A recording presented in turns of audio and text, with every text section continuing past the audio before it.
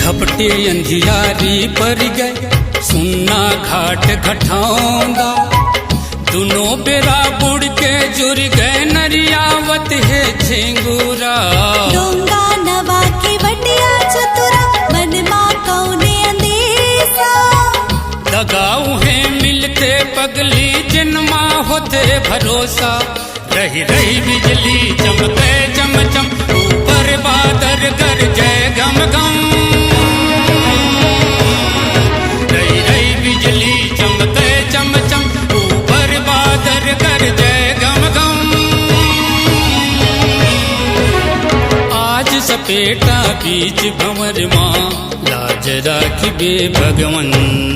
रही रही अंजोरे बिजली, कोयला बना ले रे कंडल, पथरा बना ले दिल रे।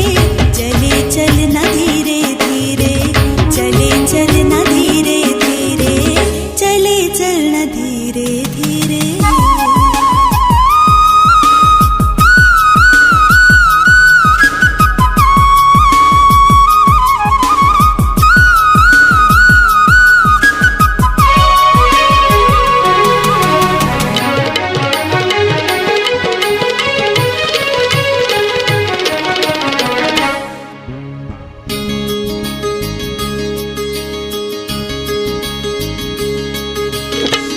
को डोंगा भक्षण कर ली, ऐसन बैरा सून दिया।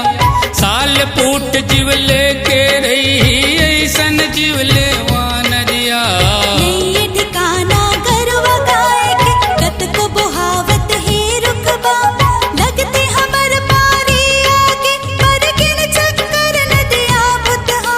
औना बैरी अटियावत है, नागिन कस जिब लपकावत है।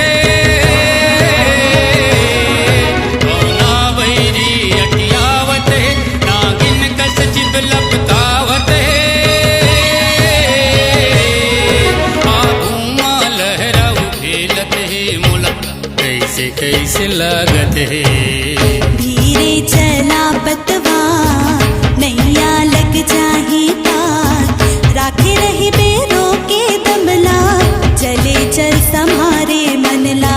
चले चल सम्हारे मनला, चले चल सम्हारे मनला।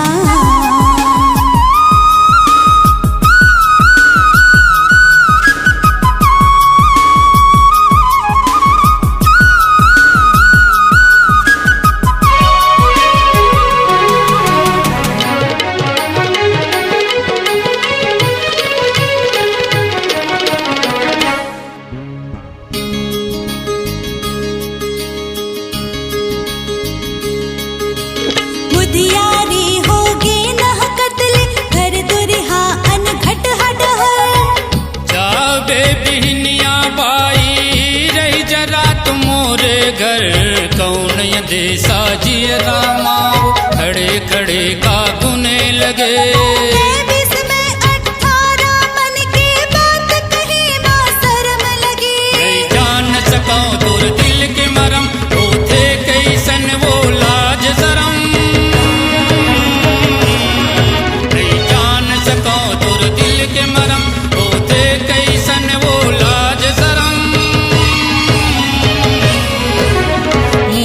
छतले डर कर बेझन, बताना का तो लागम। सुजवा तुर बोली पानी, सुन सुन हो गयो दीवानी। राजा दे ले तुर रानी, संग रही तिन दोनों परानी। संग रही वो दोनों परानी, संग रही वो दोनों परानी।